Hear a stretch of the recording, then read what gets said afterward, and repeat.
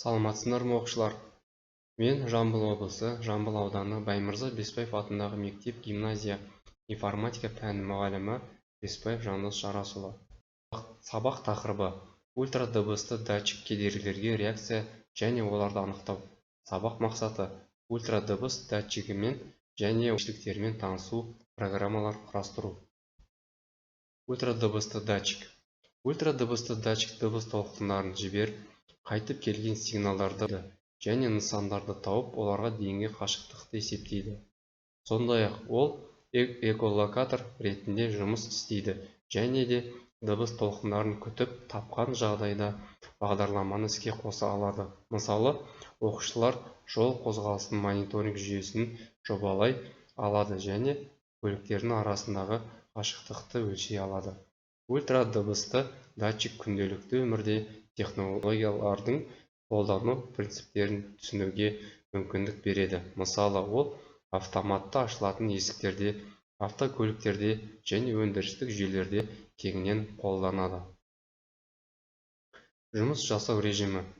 Датчик көздердің айналасындағы қызыл түсті жыпылықтамайтын жарық оның өлшеу режимінде тұрғанын айтады.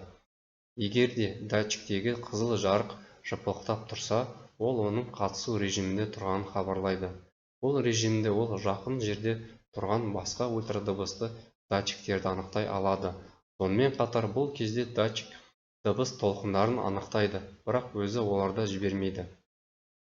Ескерту: ультрадыбыстық датчиктің жұмысы дыбыс толқындарының шағылуына байланысты болғандықтан, ол бедерлі беттер немесе дөңгелек заттарды көру үшін тиімсіз болуы мүмкін. Сонымен қоса, нысан ультрадыбыстық датчикке көріну үшін тым кішкентай болып қалуы да мүмкін. Техникалық спецификалары мен ерекшеліктері: 1-ден бастап 250 см-ге дейін ауқымды қашықтықты өлшейді. Өлшеу дәлдігі +-1 см-ге дейін. Қызыл түсті жарық сигналдарды беру кезінде үнемі жанып және эфирді тыңдау барысында жылтылдап тұрады. Егер ультрадыбыстық сигнал анықталса, датчик ақиқат логикалық мағынасын қайтарады. Оқушылар, біз сіздермен Lego Mindstorms программасында бағдарлама жасап көрейік. Ультрадыбысты датчигін қалай қолдануға болады? Ультрадыбыс датчигін қолданып жұмыс жасау үшін проводты құрастырып алуымыз қажет.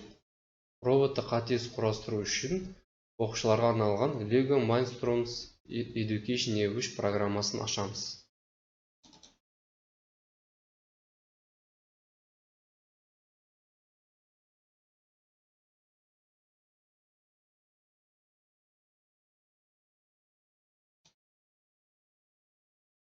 Программадағы мәзірден нұсқаулықты ашамыз.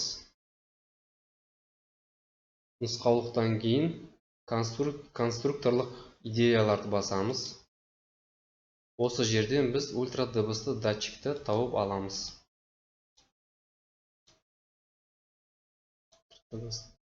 Датчик, осыны ашамыз.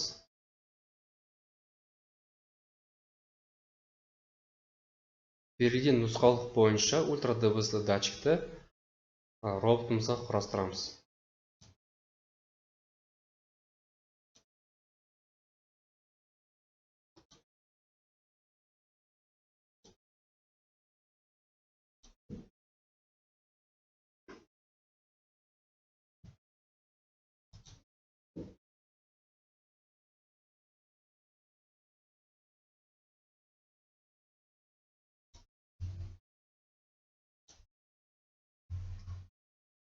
Ультрадыбысты датчигін орналастырып болған соң, біз ультрадыбыс датчигін пайдалана отырып тәжірибе жасап көрейік.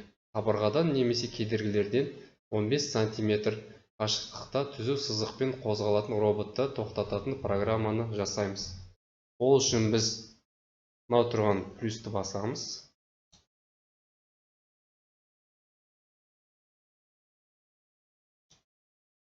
Старт блогына біз дыбысты қосамыз.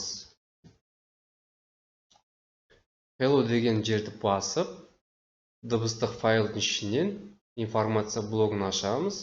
информация блогының ішінде стартты таңдаймыз. Дауыс блогына, дыбыс блогына біз рөлдік басқаруды қосамыз.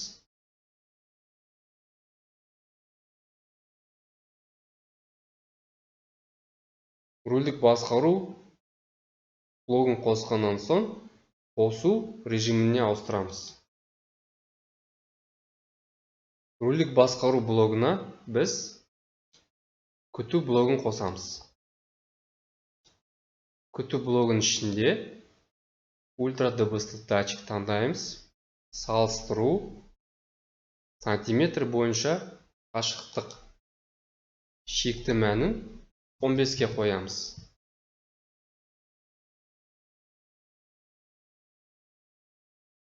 Қозғалысты тоқтату үшін күту блогына тағы бір рөлдік басқару блогын жалғаймыз.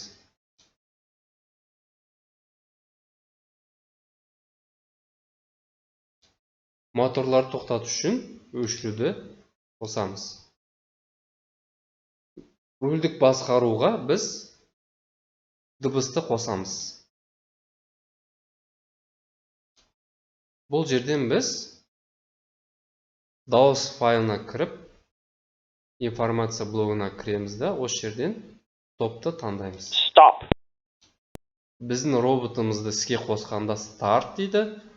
50 қуатымен жүріп келіп, 15 сантиметр көргенде тоқтап, стоп деген белгі береді. Біз істеген программамызды роботта тексеріп көрейік. Роботымыз 15 сантиметрде кедергіні көрген кезде тоқтады.